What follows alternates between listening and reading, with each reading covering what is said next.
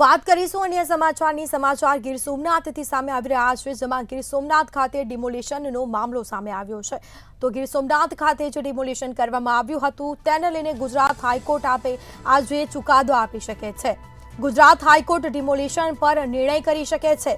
કોર્ટે ચુકાદો અનામત રાખ્યો હતો, જેમાં બંને પક્ષોને સાંભળ્યા બાદ ચુકાદો અનામત રાખવામાં આવ્યો છે। તો ગેરકાયદેસર ડિમોલિશન કરાયું હોવાનો લોકો દ્વારા આક્ષેપો કરવામાં આવ્યા છે। બીજી તરફ અરજદારે ગેરકાયદેસર ડિમોલિશનનો આક્ષેપ કર્યો છે। સુપ્રીમ કોર્ટની ગાઈડલાઈનમાં ડિમોલિશન કર્યું હોવાની રજૂઆત કરવામાં આવી। નિયમોમાં રહીને ડિમોલિશન કર્યાની સરકારે રજૂઆત કરી છે।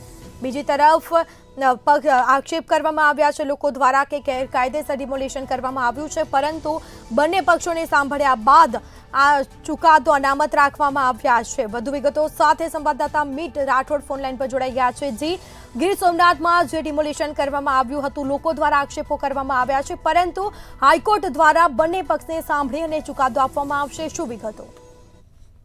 જી સ્મિતા, ગીર સોમનાથની અંદર જે મેગા ડિમોલિશન હાથ ધરવામાં આવ્યું હતું, જેની અંદર કલેક્ટરની હાજરીમાં લગભગ 52 જેટલા જીસીબી દ્વારા ડિમોલિશન હાથ ધરાયું હતું, પરંતુ ત્યારબાદ જે સમગ્ર મામલો હતો તે ન્યાયપાલિકા સુધી પહોંચ્યો હતો। લોકો દ્વારા આક્ષેપ કરવામાં આવ્યા હતા કે આ જે ડિમોલિશન છે તે ગેરબંધારણીય છે, ગેરકાયદેસર છે અને તંત્ર દ્વારા આ કોઈ પણ જાતની નોટિસ કે આપ્યા વગર કરવામાં આવ્યું હતું, જેને લઈને અરજદારો ગુજરાત હાઈકોર્ટ સુધી પહોંચ્યા હતા।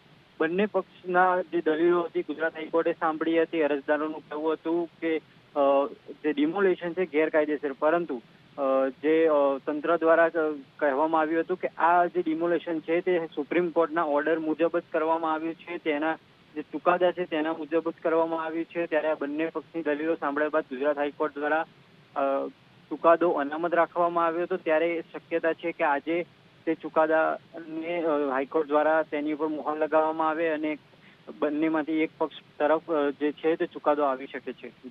જી બિલકુલથી તમામ જાણકારી આપવા બદલ આપનો આભાર। તો સુપ્રીમ કોર્ટની ગાઈડલાઈન અને નિયમોમાં રહીને ડિમોલિશન કર્યું હોવાની સરકારે રજૂઆત કરી છે। બીજી તરફ લોકો કહી રહ્યા છે કે ગેરકાયદેસર ડિમોલિશન કરવામાં આવ્યું છે। અરજદારે ગેરકાયદેસર ડિમોલિશનનો આક્ષેપ કર્યો છે, પરંતુ હાઈકોર્ટમાં બંને પક્ષોને સાંભળ્યા બાદ ચુકાદો આપવામાં આવશે। તો ગુજરાત હાઈકોર્ટ ડિમોલિશન પર નિર્ણય લેશે, જેમાં ગુજરાત હાઈકોર્ટે આજે મહત્વપૂર્ણ ચુકાદો આપી શકે છે।